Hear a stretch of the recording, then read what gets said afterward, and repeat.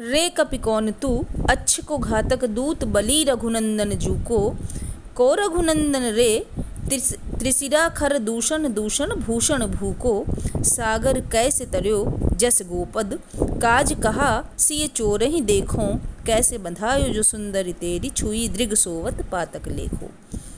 यह प्रसंग रामचंद्रिका महाकाव्य के हनुमान रावण संवाद से अवतरित है।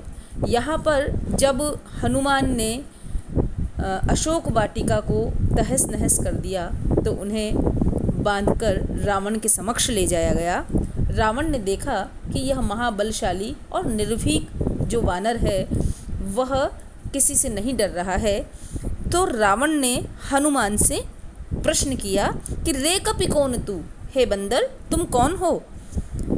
हनुमान ने उसका उत्तर दिया कि अच्छ को घातक दूत बली रघुनंदन जू को, तुम्हारे पुत्र अक्षय कुमार को मार डालने वाला उसका घातक और दूत बली रघुनंदन जू को, अपने बल से हजारों की सेना का संहार करने वाले बलशाली रघुनंदन का दूत हूँ।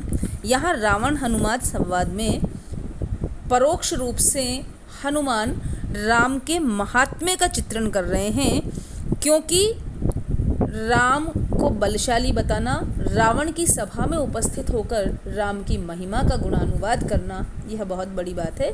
तो हनुमान रावण संवाद में हनुमान संवाद के माध्यम से, प्रश्नोत्तर के माध्यम से रावण को परोक्ष चेतावनी भी दे रहे हैं कि तुमने जो सीता का हरण किया है वह उचित नहीं किया। तो वो कहते हैं कि मैं अक्षय कुमार का घातक और बलशाली रघुनंदन का दूत हूँ। को रघुनंदन रे, रावण पूछता है कि कौन रघुनंदन। त्रिशिरा खर दूषण दूषण भूषण भूको, कि खर दूषण दूषण, खर और दूषण रावण के भाई थे। त्रिशिरा और खर दूषण को मार डालने वाले, दूषण का अर्थ है उनका संहार कर देने वाले। तो खर दूषण में खर और दूषण रावण के भाई भी हैं और दूषण उनका संहार करने वाले। भूषण भू को, अपने रूप और गुण से जो इस समस्त संसार के आभूषण स्वरूप हैं और जो त्रिशिरा और खर दूषण का संहार कर देने वाले हैं, वे श्री रामचंद्र हैं। सागर कैसे तरयो, तुमने सागर संतरण कैसे किया, इतने बड़े 100 योजन के समुद्र को पार करके तुम कैसे आए। जैसे गोपद, रावण के प्रत्येक प्रश्न का उत्तर बड़ी ही व्यंजना शक्ति से दे रहे हैं कि जिस प्रकार गाय के खुर के गड्ढे को सहज ही पार कर लिया जाता है, मैंने वैसे सागर को सहजता से संतरण कर लिया। काज कहा, यहाँ किस लिए आए, लंका में तुम्हारा क्या काम है।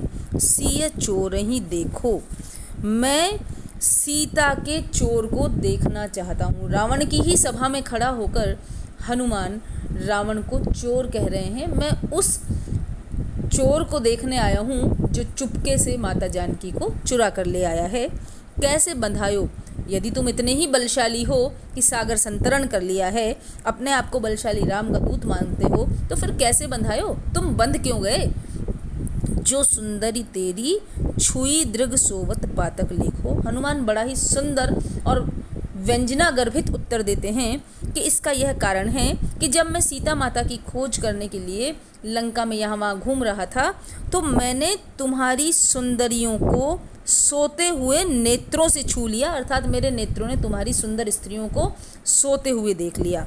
तो राम भक्त का आचरण कैसा है कि वे पर स्त्री को माता के समान समझते हैं और नेत्रों से सिर्फ सोती हुई पर स्त्रियों को देख लेने के पातक, पाप के प्रभाव स्वरूप मुझे बंधना पड़ा है। तो यह परोक्ष चेतावनी भी है कि तुम तो पर स्त्री का हरण करके ले आए हो। हे रावण, तुम सोच कर देखो कि तुम्हारा हश्र क्या होगा। तो पूरे नाटकीय संवाद शैली है, यहाँ प्रश्नोत्तर युक्त और गूढ़ोत्तर व्यंजना है। खर दूषण, दूषण में यमक अलंकार है, पूरे पद में अनुप्रास अलंकार है और अपने उत्तर के माध्यम से हनुमान राम का महात्म्य चित्रण कर देते हैं और रावण को बता देना चाहते हैं कि हे रावण, तुमने पर स्त्री का हरण करके बहुत बुरा किया है और जिसने खर दूषण का संहार कर दिया, जो हजारों की सेना का अकेले संहार कर देने की योग्यता रखते हैं, ऐसे राम से वैर लेकर तुमने अच्छा नहीं किया। और मैंने सिर्फ पराई स्त्रियों को सोते हुए देख लिया, उसका पाप का प्रभाव क्या पड़ा कि मुझे बंधना पड़ा और तुम्हारी सभा में आना पड़ा। तो यदि तुम सीता का हरण करके लाए हो तो तुम स्वयं सोच लो कि तुम्हारे जीवन का परिणाम, तुम्हारी इस लंका का क्या हश्र होगा। यहाँ परोक्ष रूप से यह भी कह देना चाहते हैं हनुमान कि सीता को लौटा देने में ही तुम्हारी भलाई है। पूरे पद में संवाद शैली है, और चूंकि केशव दास की संवाद योजना अत्यधिक प्रसिद्ध है और ये बहुत ही सुंदर नाटकीय ढंग से संवाद हमें यहाँ पर देखने को मिलते हैं। दूसरा पद है हनुमान राम चर्चा। भौरिनी जो भ्रमत रहती बन बीथिकानी, हंसिनी जो मृदुल मृणालिका चहती है, हरिनी जो हेरती न केसरी के कान नहीं, केका सुनी ब्याल जो बिला नहीं चहती है। जब हनुमान लंका से लौटकर राम के पास गए तो राम उन्हें, चूँकि वे सीता से मिलकर आए हैं, तो उन्हें सीता की हालचाल पूछ रहे हैं कि सीता वहाँ किस प्रकार है। तुलसीदास जी ने भी बहुत सुंदर चित्रण किया है कि नाम पाहरू दिवस निसी, ध्यान तुम्हार कपाट, लोचन निज पद जंत्रित, जाहि प्राण के बाट। इसी प्रकार हनुमान सीता का जो स्वरूप है कि वहाँ किस प्रकार सीता रह रही है, किस प्रकार वियोग का दुख सहन कर रही है, उसको यहाँ बताते हैं कि भौरिनी जो भ्रमती रहती बन बीथिकानी। जिस प्रकार भ्रमरी भ्रमती रहती, भ्रमत रहती यानी घूमती रहती है यहाँ वहाँ, वन बीथिकानी वन की गलियों में। जैसे भ्रमरी कमल की खोज में वन की वीथिकाओं में घूमती रहती है, वैसे ही सीता अशोक वाटिका में तमाल आदि वृक्षों को तुम्हारा श्यामल शरीर समझकर और तुम्हारे मधुर स्मृति रूपी वन में घूमती है, उनको भेंटने को दौड़ती रहती है। भ्रमती रहती यहाँ वहाँ घूमती रहती है। चूँकि राम का शरीर श्यामल है और तमाल आदि वृक्ष भी राम के शरीर के जैसे लगते हैं, इसलिए वह भेंटने के लिए दौड़ती रहती है। हंसिनी जो मृदुल मृणालिका चहती है। जिस प्रकार हंसिनी कोमल कमल नाल को हमेशा कोमल कमल नाल की इच्छा करती रहती है, उसी प्रकार वह हंसिनी स्वरूपी जो सीता हैं वे तुम्हारी भुजाओं के कमल नाल जैसी भुजाओं के संरक्षण की आकांक्षा करती है। हरिनी जो हेरती न केसरी के कान नहीं। जिस प्रकार यहाँ केसरी के दो अर्थ हैं। केसरी का एक अर्थ है शेर और दूसरा अर्थ है केसर की क्यारी। हेरती का अर्थ है देखना। जिस प्रकार हरिनी भूल कर भी जिस वन में शेर रहते हैं उस वन की ओर नहीं देखती, उसी प्रकार हरिणी जैसी आँखों वाली वह सीता जिस तरफ केसर की क्यारियाँ हैं उस तरफ उस वन की ओर तो झांकती भी नहीं है, देखती भी नहीं है। कारण क्या है कि उसे तुम्हारी याद आ जाती है। केका सुनी व्याल जो बिला नहीं चाहती है। और जब मयूर की ध्वनि को सुनती है तो जिस प्रकार सर्पिणी मयूर की ध्वनि को सुनकर छुप जाती है, चूँकि सर्पिणी को मयूर, सर्प को मयूर खा लेता है, तो वैसे ही मयूर की जो ध्वनि है वह विरह को अत्यधिक प्रबल कर देती है। इसलिए केका सुनी, मयूर की ध्वनि को सुनकर जिस प्रकार सर्पिणी छुप जाना चाहती है, वैसे ही वह भी गुफा में छुप जाना चाहती है। पीऊ पीऊ रटती रहती चित्त चात की जो।